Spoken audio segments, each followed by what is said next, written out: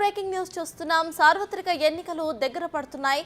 దీంతో అభ్యర్థుల ఎంపికలో అధినేతలు బిజీగా గడుపుతున్నారు. అభ్యర్థుల ఎంపికపై సీఎం జగన్ కసరత్తు చేస్తున్నారు. ఈ క్రమంలోనే సీఎంకు వీఐపీల తాకిడి పెరిగింది. ఇక సీఎంఓకు స్పీకర్ తమ్మినేని, మండలి విప్ ఉమారెడ్డి వెంకటేశ్వర్లు వచ్చారు.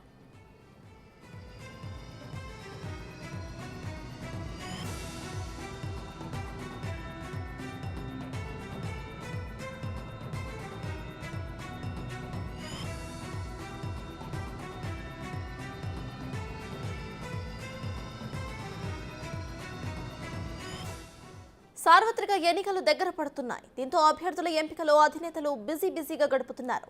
అభ్యర్థుల ఎంపికపై సీఎం జగన్ కసరత్తు చేస్తున్నారు. ఈ క్రమంలోనే సీఎంఓకు వీఐపీల తాకిడి పెరిగింది. సీఎంఓకు స్పీకర్ తమ్మినేని, మండలి విప్ ఉమారెడ్డి హాజరయ్యారు. ఇదే విషయంపై పూర్తి డీటెయిల్స్ మా ప్రతినిధి శివ అందిస్తారు. శివ, చెప్పండి. ఏపీ సీఎంఓ కార్యాలయం దగ్గరైతే వీఐపీ తాకిడి పెరిగినట్టు తెలుస్తోంది. ఇక జగన్ కూడా అక్కడ అభ్యర్థుల ఎంపికలో బిజీగా ఉన్నట్టు తెలుస్తోంది. ఇదే విషయంపై మీ దగ్గర ఉన్న అప్డేట్స్ ఏంటి? మొత్తం మీద చూసుకుంటే ముఖ్యమంత్రి క్యాంపు కార్యాలయం కోలాహలంగా మారిపోతుంది. పలువురు వీఐపీలతో క్యాంపు కార్యాలయం మొత్తం కూడా అభ్యర్థుల ఎంపికకు సంబంధించి కూడా కోలాహలం నెలకొనుంది.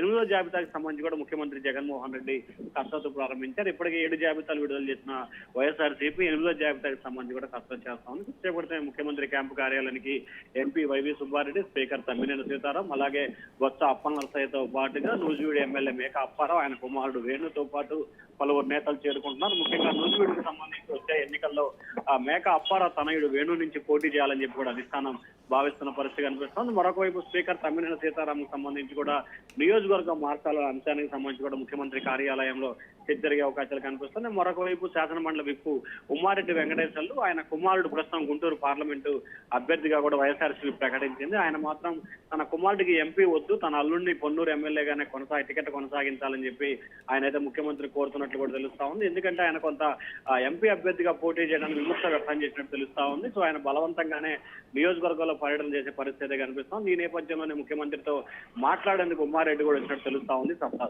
Right, thank you Shiva.